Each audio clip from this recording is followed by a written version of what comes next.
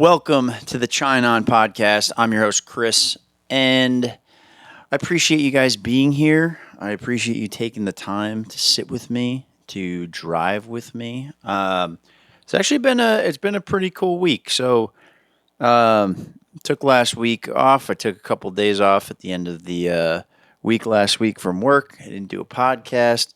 I really didn't do all that much, but I did put out a little acoustic EP, and that was cool because I've been sitting on these songs for a while. I actually recorded it like basically where I'm sitting now. I did kind of Sugar Shack style where I've got a camera. I put it on like an electric mover, like a panning bar, so it went back and forth automatically. And I had another camera over here, and so I recorded those. I actually put them out on. I put the full thing out on YouTube, and then I put a couple of those songs out on Spotify, Apple, all that stuff.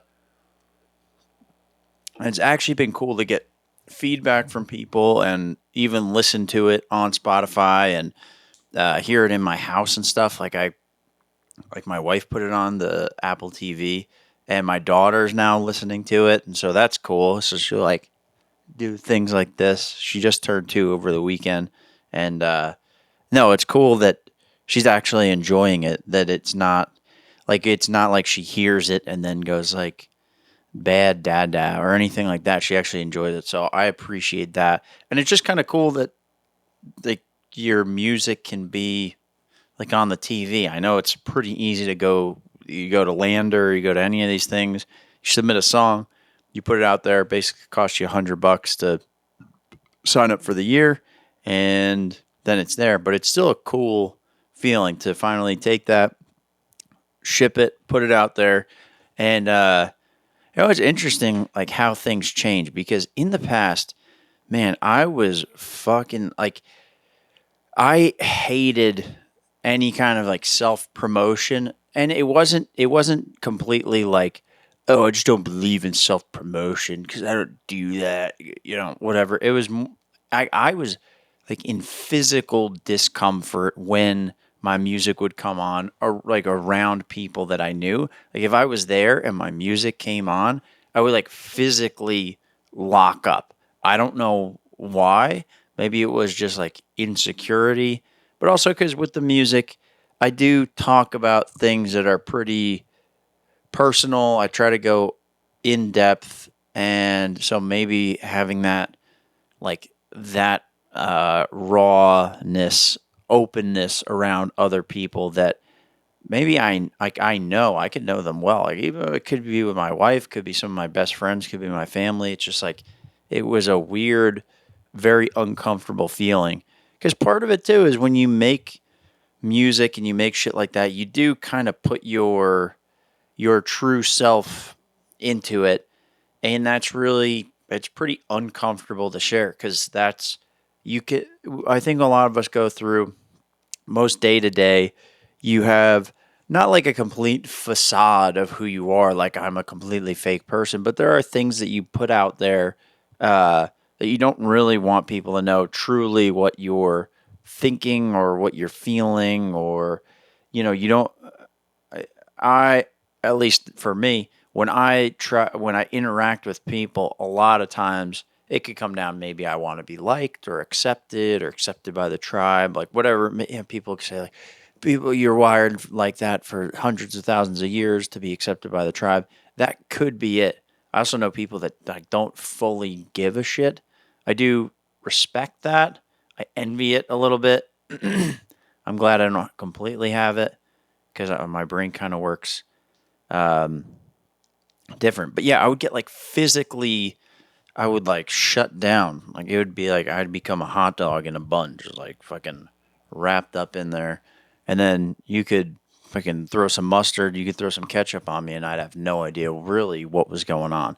And because of that, I would not actually go out and like promote it very much. Like I'd put a post out as like an obligatory promotion thing because I didn't want to bother people by putting things out. And now I'm like, hey, I spent all this time doing this.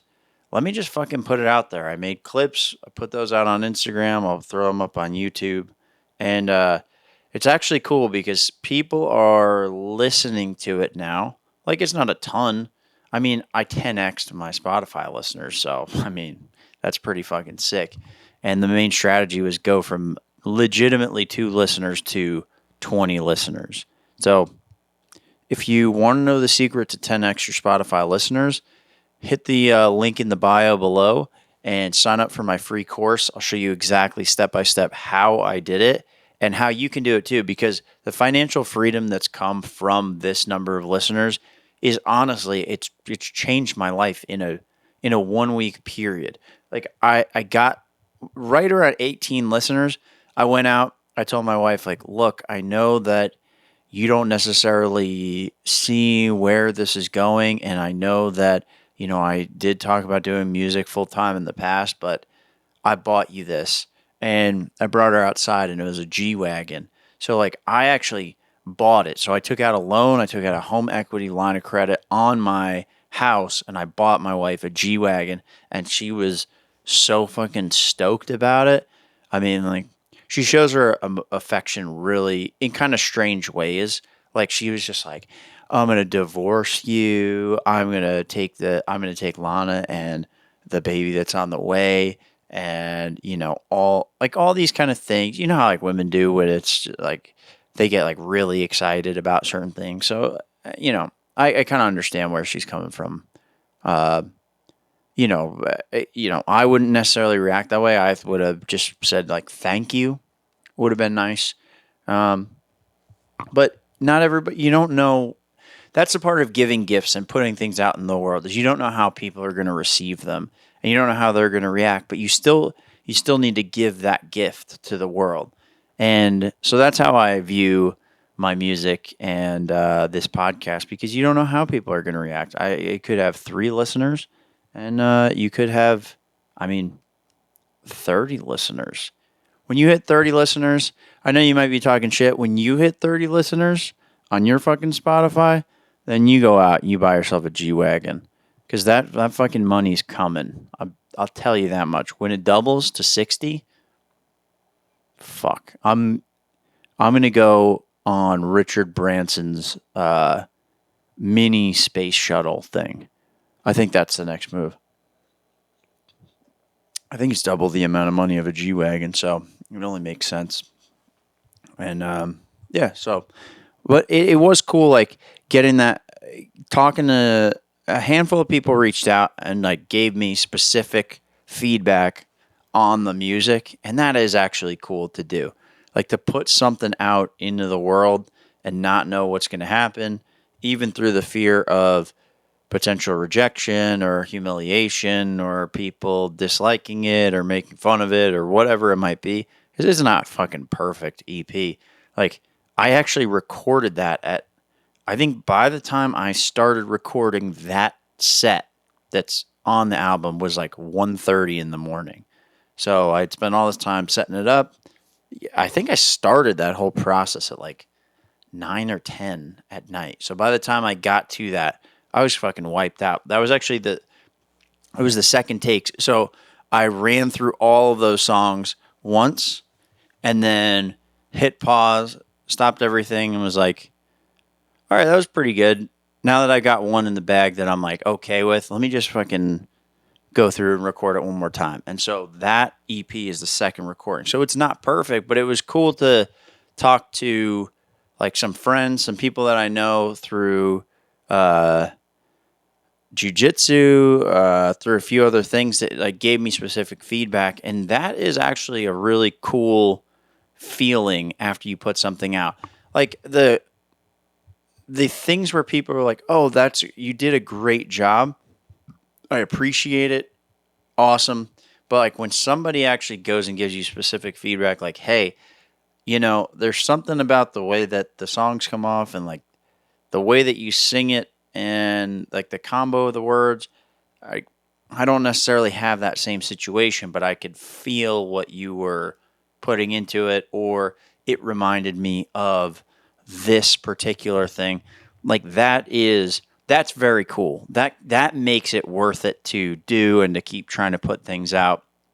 And that helped get the momentum going. And Like other things too. When I was talking to Eddie from Sugar Shack, one of the things he said, I talked to him about it this weekend, was like, he said he's constantly looking for inspiration. And I wasn't doing that for a long time. And I've been getting better at that since we had that conversation.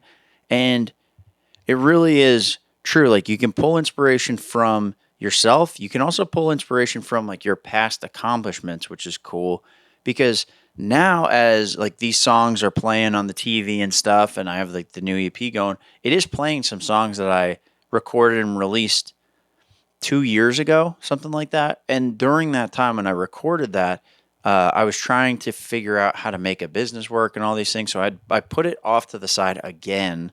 But at that time, I kind of thought that they sucked. And like, if you were to compare it to like what you're technically supposed to do with frequencies and where does your voice sit in terms of in the front of the mix or in the middle or the back of the mix, and how did that relate to this, like it was not technically perfect and there was a lot of technical flaws with it. But I listened back to it, I'm like, I'm actually proud of the stuff that I put together. And that's a cool feeling because those, yeah, like I said, they're not perfect, but it is cool to go back and get some inspiration and kind of remind yourself like, oh, all right, you've already lived this much life, you've already accomplished this many things, like that's cool. I just did this thing recently, like now what else can I do? So I get like that's a cool place to pull from. Oh, poor baby. I'm on baby monitor duty tonight. She's talking in her sleep a little bit. Aw, little baby. Um, Also, but I went to the Little Stranger concert in St. Pete at Janice Live, and that got me fucking fired up too, because it was it was cool to be there because I don't know much about the band. I haven't listened to them for a long time. I saw them live at Reggae Rise Up. I've watched that Sugar Shack pop up session that they have, and I went and saw this, and I felt like I was kind of there, like I was there at a like a kind of historical moment for them as a band. So like playing Janice live is fucking cool. Like that's got to be a cool thing. I'm gonna do that eventually, but like doing that has to be fucking awesome. It's got to be a great feeling. But headlining a show and selling it out, and then not only doing that, but then having the entire crowd be fucking with you and dialed in to what you're playing, the songs, a shitload of the crowd was singing along. Like that's fucking cool. And it was cool to be there because there's something in the way they performed and how they were talking about it that was like, hey, this is like one of the biggest shows that we've ever like done. That's our show, and like people are pumped to be here, and like we're fucking nailing it, and that was cool. I could completely be off the mark in terms of like how I'm interpreting that, but that kind of feeling of oh shit, like we're pulling this off. Like all the work that we put in over all these years of fucking grinding it out, playing hell gigs, dude.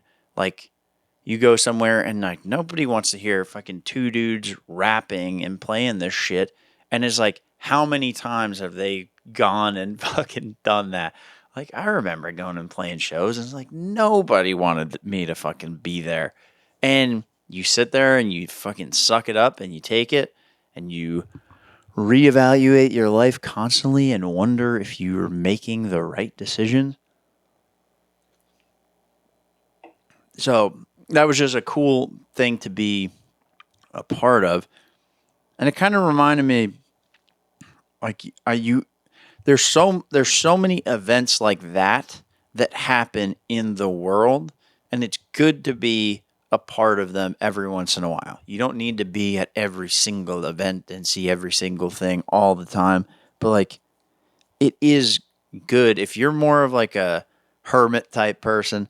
Like I could go for fucking a few months without like going out to a bar or going out to a concert or going out to like I can go months and months without doing that, especially with a 2 year old, a baby on the way, like working all the time, doing this shit. Like there's plenty of times where I could not go do any of that stuff. And you kind of forget that there's like a whole world of things going on out there, like events, people doing shit, things that you can be a part of.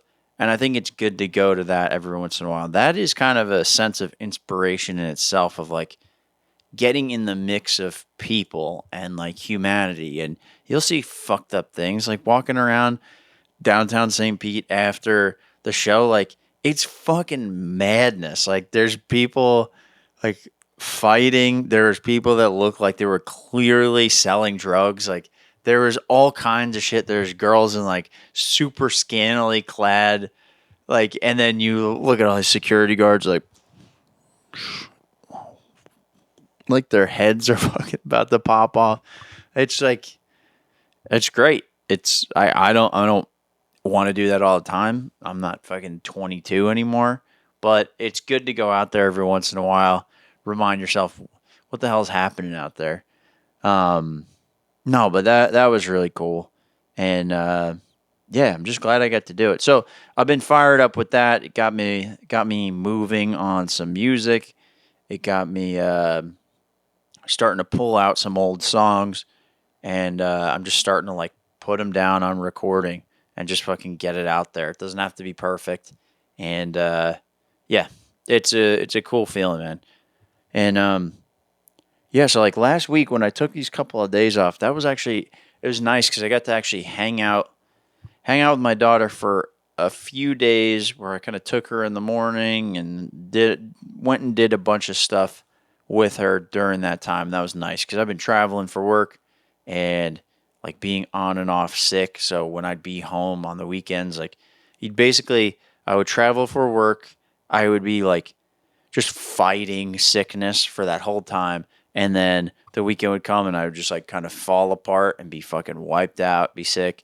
And then the next week, just pull it together, go fly to wherever I need to go, and basically be not sick for that time and come home and then just fucking be sick. And I was just doing that for almost a month straight. So I took the time, we just fucking chilled and brought her to the beach and all that stuff. And it was nice because you get this time to actually like see where they're at and like where they've developed and like what kind of little person that she's becoming and all that kind of stuff. And it's man, it's fun and it's cool. And I'm trying to actually like, enjoy that process the whole time because everybody that's older than me that seems to have their shit together in some way that I have some level of respect for, all of them say it goes fast. So yeah, man, I'll heed the advice, try to make the most of it.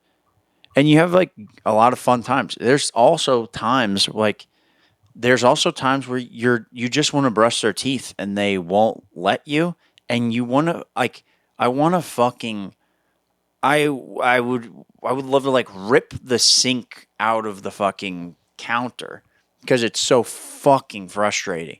And that's just the age, and I have to be like, hey, hey, hey, guess what? You're 31 years old. She's 2 years old. You gotta get your shit together. You gotta fucking calm down. I'm like, okay, it's it's Lana's turn, and then it's Dada's turn, and then when it comes to Dada's turn, and then she fucking runs the other direction. You're like, oh, what the fucking fuck? It's I don't know how it happens, but it's just the it's just the balance I think of being a dad. And you really gotta keep yourself in check because like you're legitimately 10 times the size of them. I mean, I think about 10 times the size. I don't fucking know. But like you gotta be the one to like calm yourself down and take a step back, be like, okay, this is not another adult. This is like a toddler. They're working with a different set of reasoning. I think part of it too, like, because I don't read the books about like what kids do and how they think. My wife does, but I don't So I think that I'm just like, I know logically I'm not talking to somebody who's an adult who should know this stuff, but emotionally I feel like she should just get it sometimes. And it's kind of a stupid way. It's kind of a stupid way to think because it's not in reality. And then you end up getting frustrated, and it is what it is. So I'm getting better at it. But part of it too is when you're fucking sick and going traveling all the time, you're not eating super healthy, you're not exercising, so you get like all in this shitty mood and everything. So I exercised before this. I'm getting back on the straight and narrow. And I'm gonna have myself a goddamn beer. Little fucking Das einzig Wahre, a Warsteiner. Oh man. Oh, this actually does make me feel better that it's naturally brewed according to the German purity law. So, got a little Aryan beer, picked it up at Publix. I always knew Publix was fucking up to something. God damn it, guys. One of the other things that I've been thinking about too is self-censorship. Like, do you censor yourself? Like, when I'm talking and I go through this, do the podcast, I kind of censor myself. Like, I'll think about what are certain things that you can or can't say that'll get you banned or that'll get you a strike. Like, I did an interview with a buddy of mine, and we just talked about all the standard schmearies, and that got flagged and pulled with no like real explanation. Just like you were talking about things that went against the community guidelines, and so it does. I think what scares me about this kind of stuff is that it does make these kind of things make you self censor. And I think it spreads to most people, not just people that make stupid podcasts in their garage. I think it spreads to most people with how they interact. Like I don't know if you guys noticed this, and maybe this has been forever, and it just depends on what the taboo subject of the time is. But there are certain things, and when like I don't say them that much to people, but I'm around people all the time that say like things that are not politically correct. They're not even like it's not even like somebody's being racist and then they're just like, oh, I'm just politically incorrect. It's just like things that are not the mainstream narrative. And you can literally watch people's whole bodies just tighten up. Like it's almost like their asshole is gonna suck their body back through and then create like an infinite black hole loop with their body and their anus. Like it's like that much pressure that just suddenly like the air gets sucked out of the room. Like and then if you were to like light a match, it would just fucking like it's kind of crazy how people get like that, but I understand why because I feel the same way. Even aside from putting this stuff out, I think all of us know that basically everything that we do, I mean, our phones are listening, pretty much all of our emails are getting read through. And like if you use Google Workspace, like I know all of those documents are getting read, they're getting OCR, that information is going back to some sort of database. And then whatever they're doing with it, I don't know, but like we can only kind of guess because you have the stuff that broke in like 2013 with the Snowden stuff, where it was like, hey, these guys, all these major telecommunications companies, they're all piping these things through like the Pentagon. Like basically all the data is like filtering through that. I was like, okay, that's interesting. And I don't know if that's still the case. I would imagine that it hasn't gotten better, but we can all see it clearly now with the people that we watch, right? Like we saw it during the Censored, the 3-year stint recently, and we saw Joe Rogan get fucking all this stuff, and we saw like the attacks on it. Fortunately, he didn't get censored because he was on Spotify, but you saw the mechanism at work. Like oh, they tried to fucking get him, and they kind of couldn't, and they tried, but it backfired. But then you look at other people, like you look at RFK, like he went on a bunch of different podcasts, and then suddenly months, even over a year later, certain episodes would get pulled down. Like, why? Why?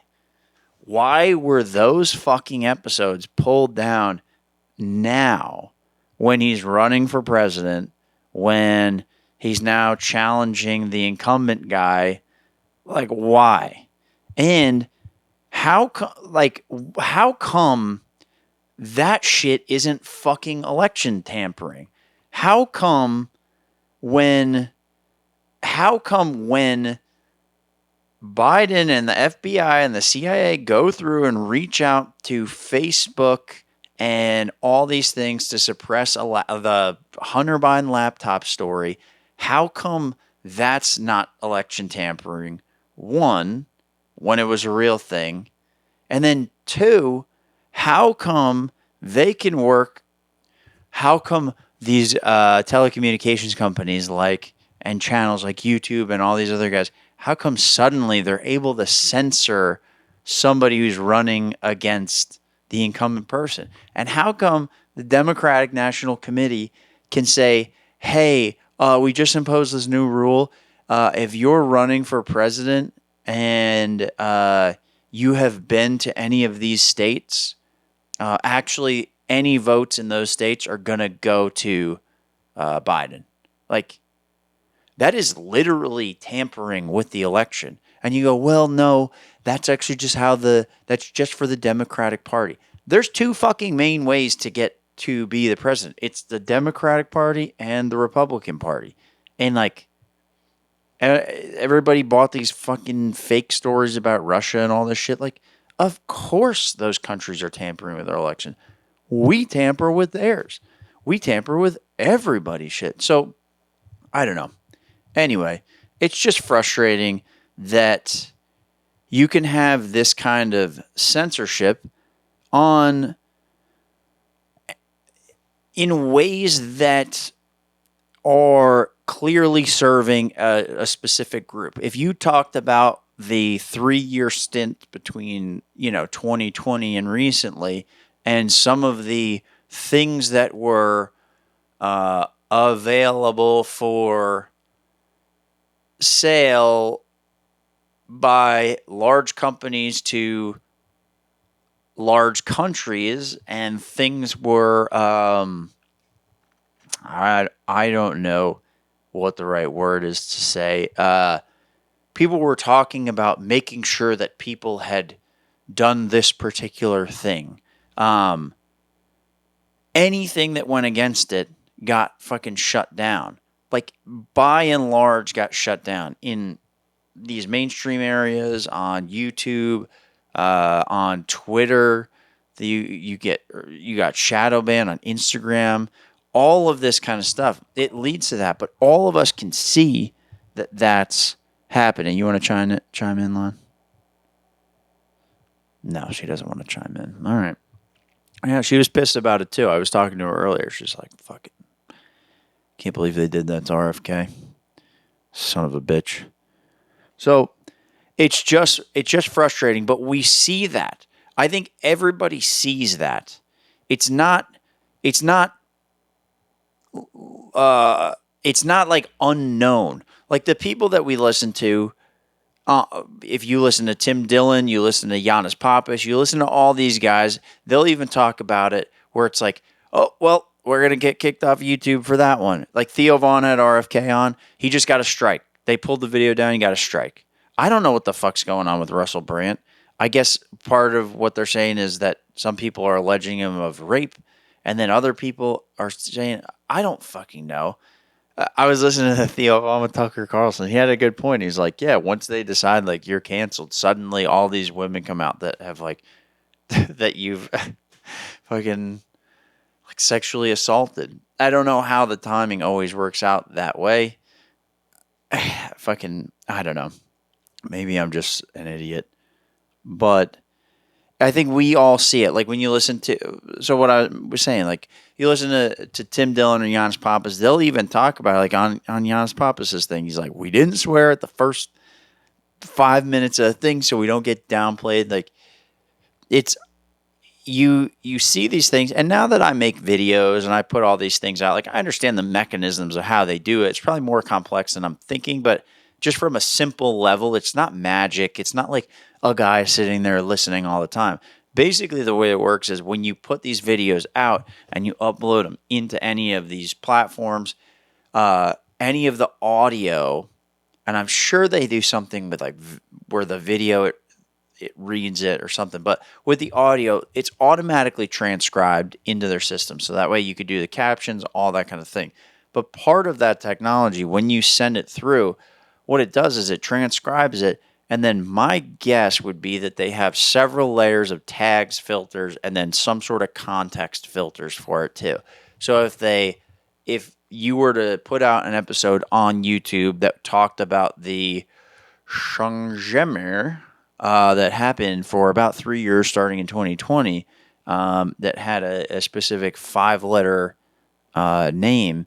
Basically, what would happen is it goes through the transcription, standard stuff, and then something flags that. Doesn't necessarily mean they shut it down from there, but then it probably goes through like a logic tree of some sort that says like, okay, here this word was said, like here are other keywords to look out for in relation, like in this sentence, like how does this relate? And I'm sure that once it goes over a certain like point system or equation, or you hit enough flags or something like that, then it flags them and they can shut it down. Or if you're small enough, it just shuts it down automatically. Maybe they do it for if you're big enough too, because they seem to have no fucking clue. And these companies don't have any real like good customer service, like Google, Facebook, Instagram. Like they didn't invest in the customer service side, as far as I can tell. Like you will not get a fucking answer. Maybe Google because they have Gmail, they have a business side, but I I don't know.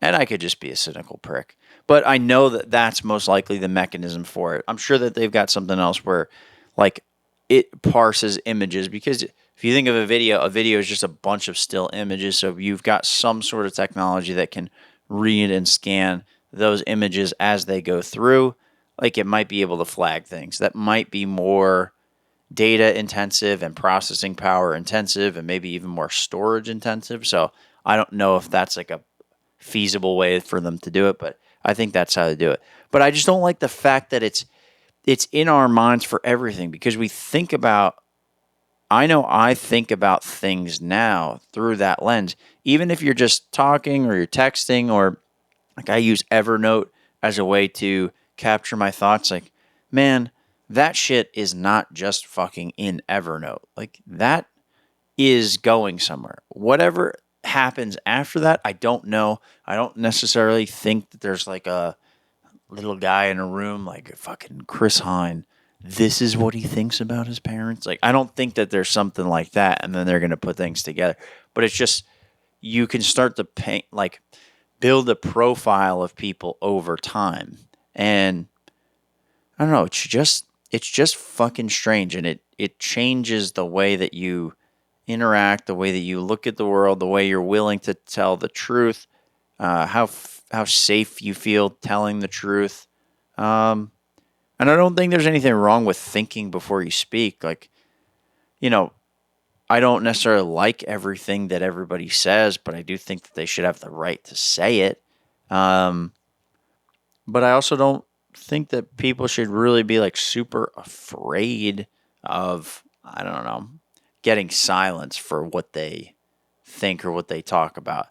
And I don't know. I'm torn because I am very much like, these are individual companies, so they should have the right to make those decisions. But it's just very much at scale. And part of the issue too that I see is like, it hasn't just stopped at like, oh, you get your social media shut down. Like, people get their fucking bank account seized, they get all these things seized. Like, it's strange. So I don't know, when you see this blatant like partisanism in terms of what gets censored and who's getting censored and what things are getting censored, it's just interesting. I think it's all really geared to keep you to not look at certain aspects of reality that certain people don't want you to look at, and it's weird because one of the things that it does that's frustrating too is it does push regular thinking people that question things. It pushes them more towards a conspiratorial mindset or towards conspiratorial sources because I don't trust anything that's mainstream news, which sucks because I'm sure that there's things in there that I should be looking at, that I should be aware of, that are relevant, and maybe it's 90% true, and I got to parse through the little nonsense. But by and large, I write a lot of it off because I'm thinking, like, I'm hesitant to accept any of that as truth. So I don't know. It just kind of fucks with you. So I think that's all I really got on that point. There was one other thing I was going to say on that, but we're already at 37 minutes. God, I can fucking ramble on, dude. Is anybody fucking sick of me yet? Jesus. Oh, I think we're using different detergent or something on our towels. I just took a shower and I fucking used this towel and I felt like I had like my grandma's perfume on it or something like that. I've been smelling it all over the place. I don't know what the hell's happening right now. That's all I think I've got for you guys tonight. I'm tapped out, baby. I'm tapped the hell out. But if you would like to get in touch with us, go to the links in the show notes below. Leave us a little voicemail on our pod inbox. Send us a message there. Send something. If you think we should have a certain guest on, let us know that too. If you'd like to tell us to go fuck ourselves, and by us I mean me and myself, go ahead and send me your billing and mailing address. And, I may send you something nice. You may get some anthrax. I don't know. We'll see. Anyway, thanks, guys. I really appreciate it. Give us a like. Give us a subscribe. Give us a something that whatever you want to do. If you want to do a little dance at the end of this, just as a way to show your solidarity with the show, then by all means, give it a little shake. All right. Bye-bye.